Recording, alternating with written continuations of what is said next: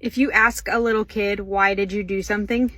And sometimes if you ask a big kid or even a grown-up, why did you do something? Humans are actually not so great. We're really good at coming up with a good reason after the fact for why we did something, when actually throughout the day, a lot of the stuff that we do isn't necessarily conscious decision making. And especially the younger that you are, less of it is conscious decision making. Some of it is just impulsive. Some of it is what feels good. But people are really good at retroactively making up a reason for why they did something.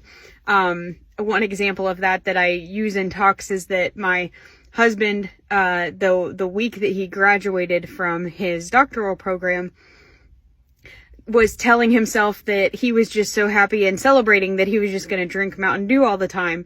And then later we found out that the water filter in our water pitcher was expired and needed to be changed. And so the water didn't taste good anymore.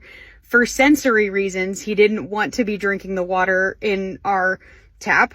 But he had convinced himself that it was for a different reason, because after the fact, he made up the reason why.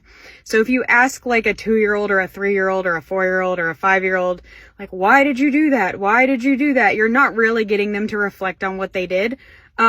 Telling them the story of what you saw and why you like suppose that it might have happened might help build those self-reflective pathways more so than asking them to make one up after the fact.